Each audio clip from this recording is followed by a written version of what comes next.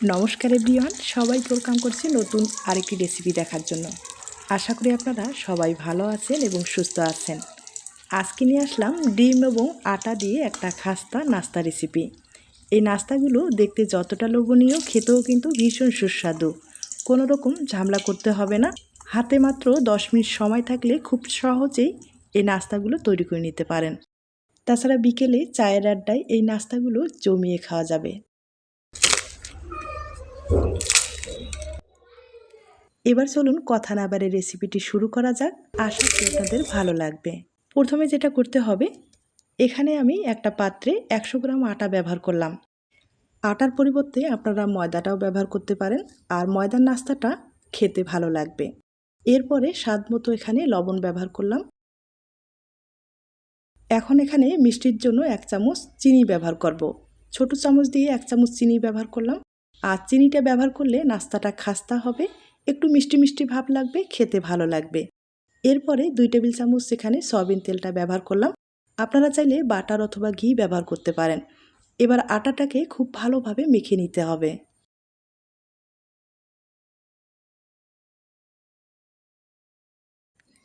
আটাটাকে ভালোভাবে মেখে নেওয়া হয়ে গেছে। এখন যেটা করতে হবে, এখানে আমি একটা ডিম ভেঙে দিব। এখানে যেহেতু জল দিয়ে ডোটা তৈরি করতে হবে, জলের পরিবর্তে ডিমটা ব্যবহার করলে কিন্তু নাস্তাটা খেতে ভালো লাগবে। আপনারা চাইলে জল দিয়েও ডোটা তৈরি করে নিতে পারেন, তবে একবার হলেও এই ডিম দিয়ে ডোটা তৈরি করে দেখুন, খেতে ভালো লাগবে। এখানে আমি 100 গ্রাম আটা ব্যবহার করলাম, তবে আটার পরিমাণটা বেশি হলে ডিমের পরিমাণটাও কিন্তু বেশি লাগবে। যাই হোক, আপনাদের প্রয়োজন অনুযায়ী ব্যবহার করতে পারেন। আর ডোটা এখন খুব ভালোভাবে মথে নিতে হবে। আর একটু সময় নিয়ে ভালোভাবে মথে নিলে একবারে সফট একটা ডো তৈরি হয়ে যাবে।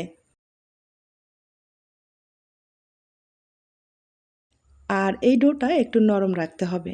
নরম রাখলে ডোটাও সেট হয়ে যাবে এবং নাস্তাগুলো তৈরি করতেও সুবিধা হবে।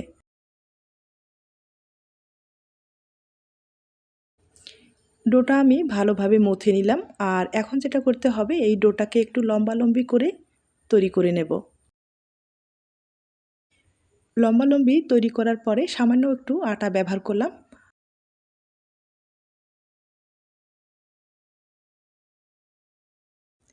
এবারে এই লম্বা ডোটাকে ছোট ছোট করে একটা ছুরি দিয়ে কেটে নিব। আমি একবারে ছোট ছোট করে কেটে নিলাম। এবার হাতের সাহায্যে একটু গোল করে তৈরি করে নিতে হবে।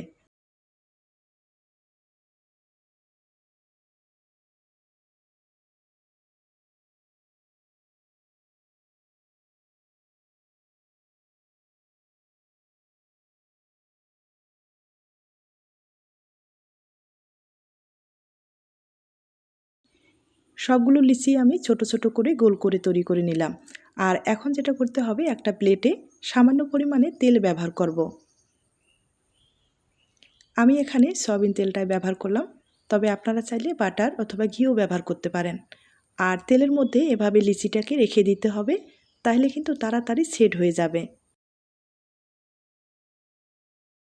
আমি সব কয়েকটা লিচি এভাবে তেলের মধ্যে রেখে দিব।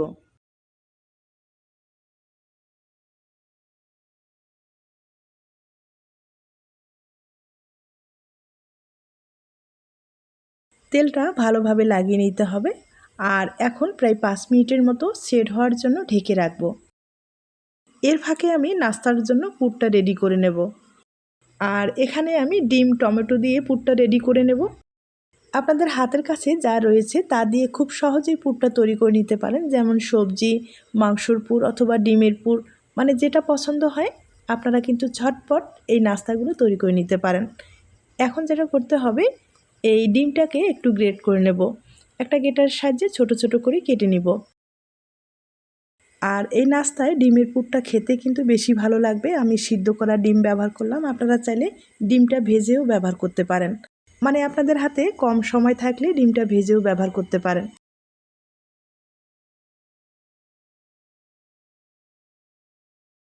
ডিমটা আমি গ্রেট করে নিলাম। আর যে উপকরণগুলো দেখিয়ে দিলাম সেগুলো কিন্তু সবগুলো ছোট ছোট করে কেটে নিলাম। এখানে 2টা পেঁয়াজ কেটে নিলাম ছোট ছোট করে। এরপরে একটা টমেটো ছোট করে কেটে নিলাম। আর ধনে পাতা রয়েছে, পেঁয়াজকলি রয়েছে, ছোট ছোট করে কেটে নিলাম। আর কাঁচামরিচ স্বাদ মতো ব্যবহার করতে হবে। আপনারা চাইলে শুকনো মরিচটা ব্যবহার করতে পারেন। এরপরে হাফ চামচ এখানে ভাজানো জিরার গুঁড়ো ব্যবহার করলাম আর হাফ চামচ গোলমরিচের গুঁড়ো ব্যবহার করলাম আর একটু স্বাদ মতো লবণ দিয়ে খুব ভালোভাবে আমি মিশিয়ে নিলাম। আপনারা আপনাদের পছন্দ মতো কিন্তু মশলাটাও অ্যাড করে দিতে পারেন।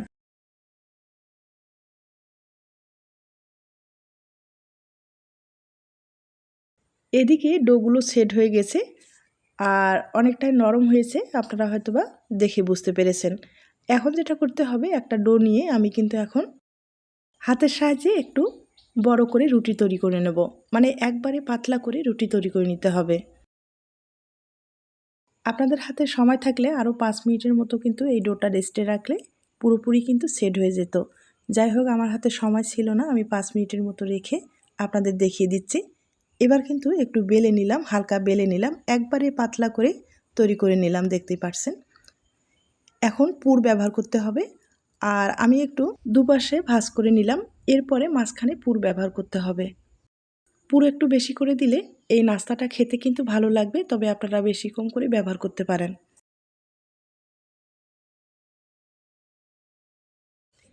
এবার সাইডের অংশগুলো একটু আটার পেস্ট লাগিয়ে নেব, যাতে ভাজার ক্ষেত্রে এগুলো খুলে না আসে। এখন দুপাশে ধরে এভাবে কিন্তু একটু ভাঁজ করে নিতে হবে। আর আমি কিভাবে ভাঁজ করে নিচ্ছি আপনারা হয়তোবা দেখে বুঝতে পেরেছেন।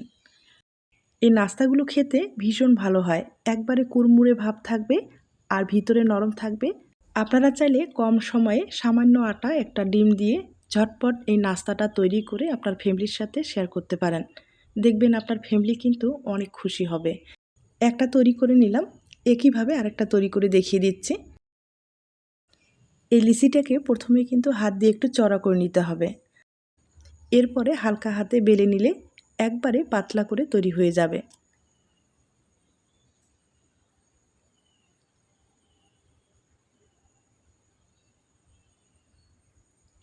আমি একবারে পাতলা করে তৈরি করে নিলাম, একইভাবে দুপাশে ভাঁজ করে নিব। এরপরে মাঝখানে আবারও পুর ব্যবহার করতে হবে। তবে রুটিটা যেহেতু অনেকটাই পাতলা, যখন বেলে নেবেন তখন দেখবেন মাঝখানে যেন ছিঁড়ে না যায়। ছিঁড়ে গেলে এই যে পুরটা যখন ব্যবহার করবেন ভেজে নেওয়ার ক্ষেত্রে এগুলো কিন্তু তেলটা ছিটকে গায়ে চলে আসতে পারে। তাই একটু হালকা হাতে বেলে নেবেন আর যেন রুটিটা ছিঁড়ে না যায় সেদিকে লক্ষ্য রাখতে হবে। আর একইভাবে আটার পেস্টটা কিন্তু লাগিয়ে নিতে হবে। আটার পেস্টটা লাগালে আর কোনো রকম সমস্যা হবে না। আর এগুলো যখন তেলে ভাজবেন এগুলো কিন্তু ফুলে যাবে, মানে একটা রোলের মতো তৈরি হয়ে যাবে, তখন দেখতে ভালো লাগবে।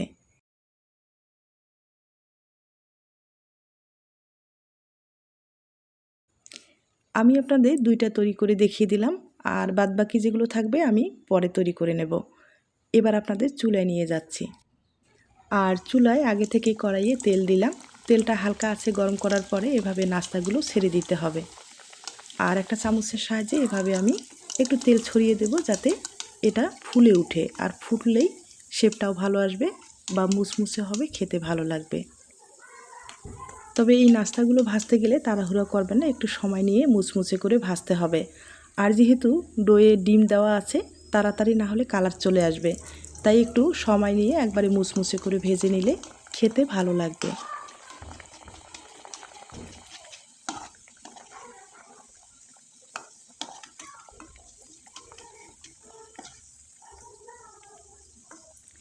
এই নাস্তাগুলো যত একটু সময় নিয়ে ভাজবেন তত দেখবেন একটু ফুলবে, একবারে মুচমুচে হবে, খেতে কিন্তু দুর্দান্ত লাগবে। আর আপনাদের যদি বড় কড়াই থাকে সেক্ষেত্রে একবারেই কিন্তু অনেক কয়েকটা আপনারা ভেজে নিতে পারেন, দেখবেন আপনার সময়টাও অনেকটা বেঁচে গেছে। আর এভাবে আমি কয়েকটা ভেজে নিব।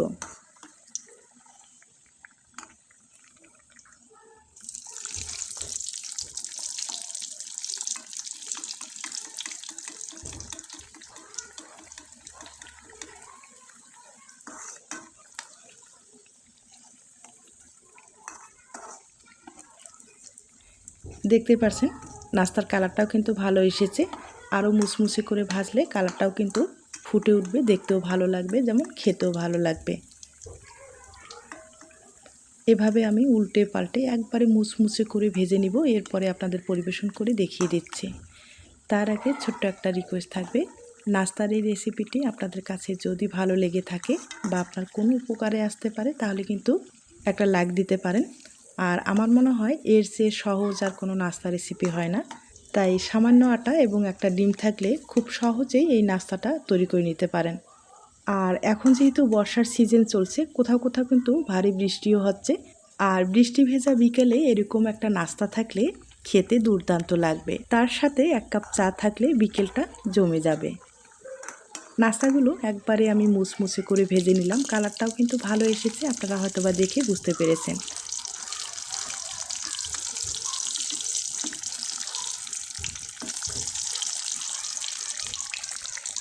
নাস্তাগুলো আমি একটু সময় নিয়ে একবারে মুচমুচে করে ভেজে নিলাম। এবার তুলে নিতে হবে।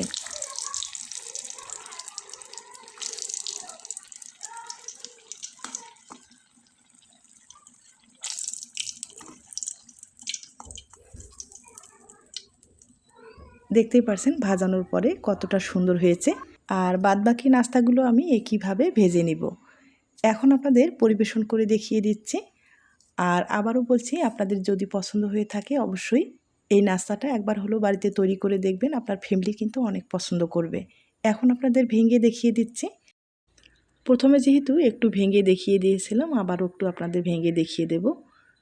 আর দেখতেই পারছেন একবারে কিন্তু মুচমুচে, আর ডিম যেহেতু দেওয়া রয়েছে না, একবারে মুচমুচে হয়েছে।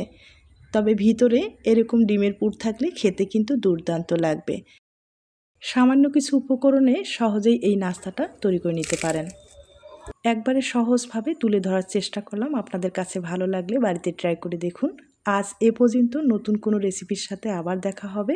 নতুন রেসিপির জন্য সবাইকে আমন্ত্রণ রইল। সবাই ভালো থাকবেন এবং সুস্থ থাকবেন।